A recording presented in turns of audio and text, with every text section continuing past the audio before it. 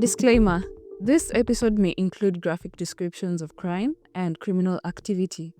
It therefore may not be suitable for listeners who are under the age of 18 and people who may find the descriptions as disturbing. Listeners' discretion is advised from this point forward.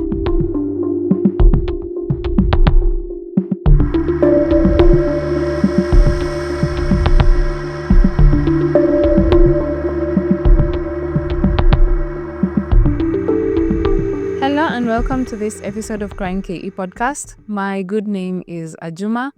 I'm a journalist from Kenya and your host for this true crime podcast.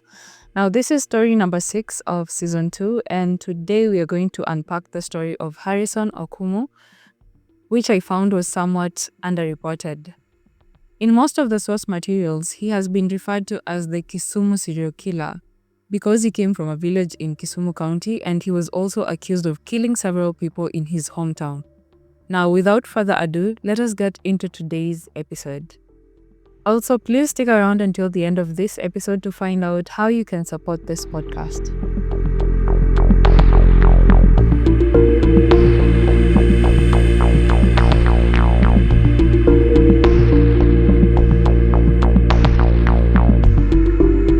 Harrison Okumu was born in the late 1980s in Miguye village in Kisumu County.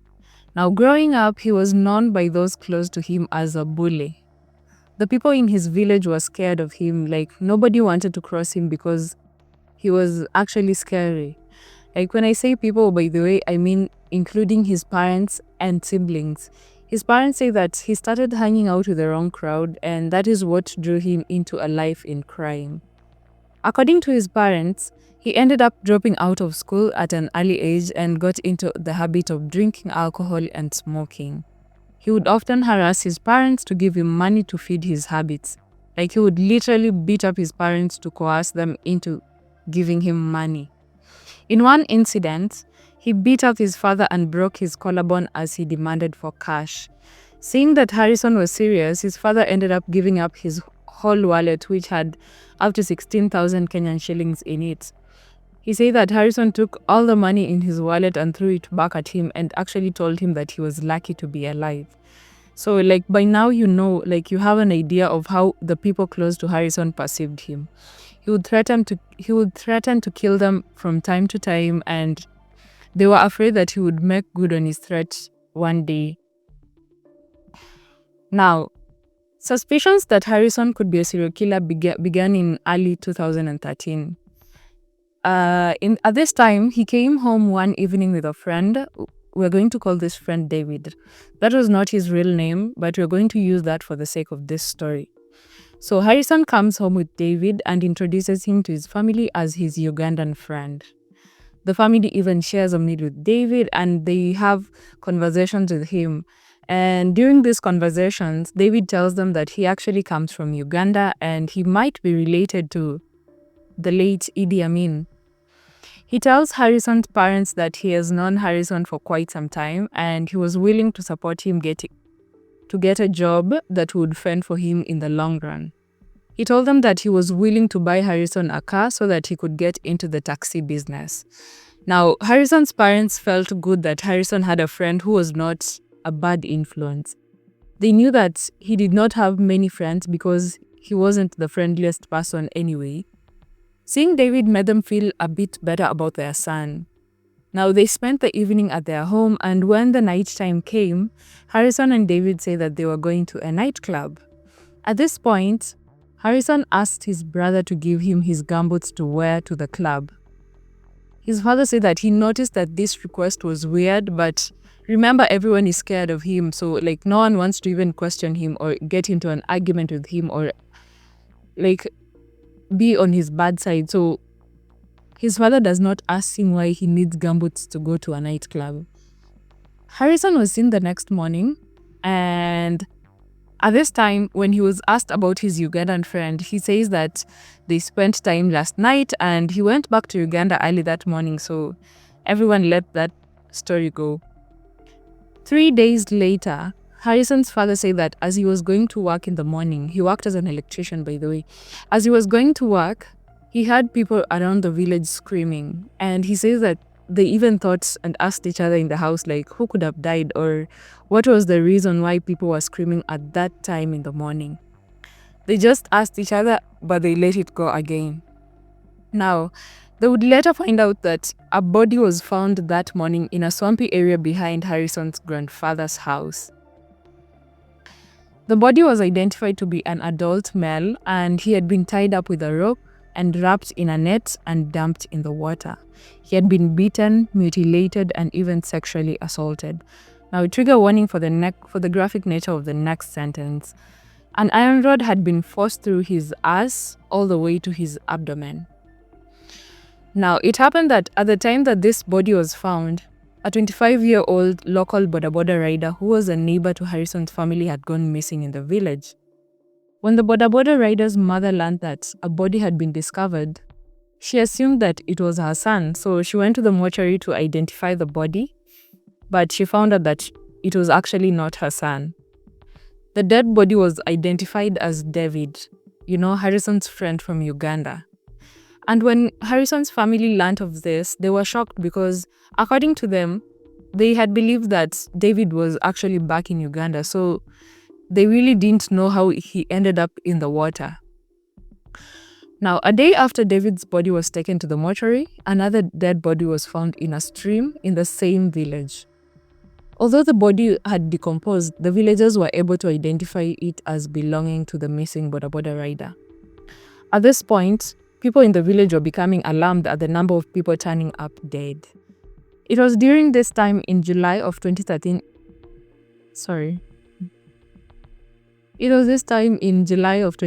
that the story hit the headlines. It was reported that this boda boda rider had been found dead and his motorcycle was still missing.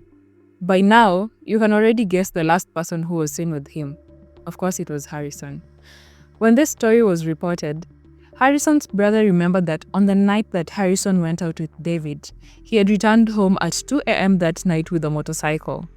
He explained to his parents that when Harrison came home that night, he had asked him to take him to Kisumu on the motorcycle, Kisumu town. But he refused because it was a long distance and it was late at night. Now, the parents, of course, relayed this information to the police, and at this point, they are very scared that their son could be a vicious killer.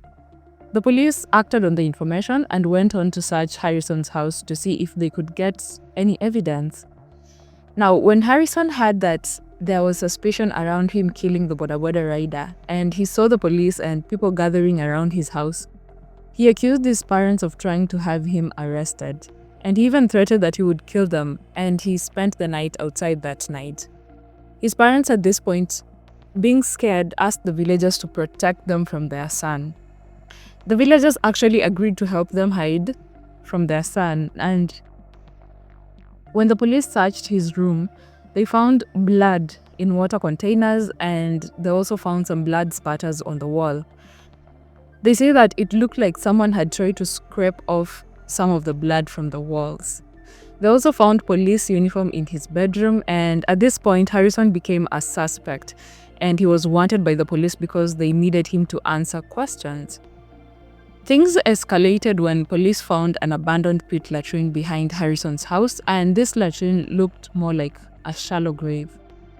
Using a bulldozer at this point, police and the villagers found human remains and decomposing bodies in this abandoned pit latrine. Now, some of the bodies had been badly burnt because the villagers, when they heard that Harrison was a suspect, they came and burnt down Harrison's house. So some of the bodies in the abandoned pit latrine had been burnt. When Harrison came home the next day and found his family gone, basically hiding from him and the police waiting for him, he ran away and escaped into a nearby sugarcane plantation. Now, in a later interview, Harrison said that he escaped home because the people wanted to kill him, but he was innocent. Now, just a day after he escaped, he was spotted around Kondele in Kisumu town before he disappeared. DNA results found that the bodies found in the shallow grave belonged to 5 different people, and at this point, Harrison became a suspect in the murders of at least 5 people. Now, the next time Harrison was seen was close to a month after he escaped from Kisumu. He was arrested in Mombasa in August of 2013 while he was on the run. Police say that at the time he was arrested, he was in a bus headed to Garissa. He was transported from Mombasa to Nairobi to Kisumu under very heavy security, and I remember his arrest being very big news at the time. At this time, his parents came out and even did an interview where they disowned him as their son. In the interview, they say that they did not want to ever see him again, and they believe that if he was seen in Kisumu, people would try to kill him as retribution for the murders he was accused of. His parents say that they were willing to testify against Harrison in court, and they actually hoped that he'd get sent to the gallows, like they hoped that he would get the death penalty. They even say that if he died, they would not want to bury him close to home. Well, personally, me as Ajoma, I think that they disowned him because they were afraid of the retaliation from the people in the village. Because there's a point in this interview where his father says that he would not accept Harrison's release because they were worried for their lives. Harrison was presented at the High Court in Kisumu, where he was charged with the murders of 5 people, and he denied all the charges. I remember the day that he was being taken to court, he was wearing a green t-shirt, and on the news, people were standing outside the court, and some of them were even threatening to lynch him. The court ruled that this case could not proceed because Harrison did not have a lawyer, and he had not yet undergone a mental examination to see if he was fit to stand trial. He was remanded at Kodiaga Main Prison in Kisumu County as he waited for his trial to begin. While in prison, it is alleged that Harrison attempted suicide twice. The first time, he set himself on fire on December 3rd of 2014 by lighting up a mattress. He was rescued by fellow inmates and the officers in charge at the time, and he was rushed to hospital where he was admitted and treated for severe burns. Harrison denied that he had attempted suicide by saying that the mattress incident was an accident. He said that the fire just started because he fell asleep while smoking a cigarette. The second time he attempted suicide, Harrison tried to climb up the prison's perimeter wall, and police say that they believe that he had intended to end his life by jumping from the wall, but he was again stopped by the prison guards. Harrison stayed in prison until 20th May of 2015 when he was brutally murdered by fellow inmates. Now, according to the police, 27-year-old Harrison was attacked by 3 other inmates in one of the prison cells. They say that Harrison and the 3 inmates started fighting at around 3 p.m. that Wednesday evening. They say that they did not know that the scuffle would actually end in his death because Harrison and the 3 prisoners had been friends during their time in jail. They didn't even know why they started fighting in the first place. It was reported that the inmates used a metal pipe to strangle, hit, and stab Harrison to death, and 5 other inmates were actually injured in the process. The 3 inmates were charged that Friday with allegedly conspiring to murder Harrison, and one of them was reported to already have a history of murder. At the time of his death, his case was still pending in court. After his death, his parents, specifically his father, seemed to have a change of heart. He accused the prison authorities of negligence by saying that he believed that the officers were hiding something from him because they never even informed him of his death, and he actually had to find out from the neighbors who actually learnt of the news from the radio. He said that he planned to sue the prison because even as an inmate, Harrison had a right to be protected, and he didn't get enough protection because he died in the prison. Well, I'm not sure if he sued, but he had said that he would sue them for negligence. A prisoner told the media that Harrison had a habit of bullying other prisoners, and the 3 who were involved in his murder were probably tired of him harassing them.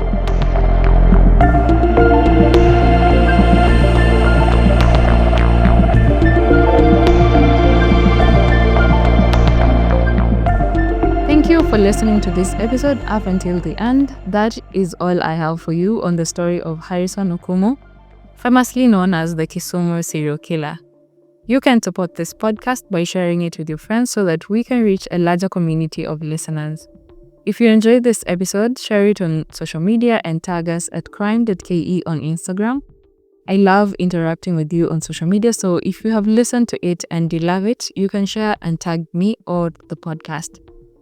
You can reach me on my social media at Ajuma on Instagram, X, and TikTok, and I am at Ajuma Millicent on Facebook and LinkedIn. I have provided my social media handles in the show notes of this episode to make it easier for you to get them. Follow the podcast on Instagram at crime.ke to get updates on the cases I talked about in season 1. And I usually share some things that I find interesting, so if you aren't following the podcast, then you are probably missing out. If there's a specific story that you want to listen to in this season of the podcast, then you can always DM me or the podcast. If you want to share any feedback, you can send in voice messages through the email that is in the show notes of the episode. I'm actually waiting for the voice messages so that I can play some of them here. Rate the podcast on the platform that you're listening from, and don't forget to catch the next episode of Crime KE podcast on Thursday next week. Same time, same place. But until then, stay safe and remember, it's crime with a K.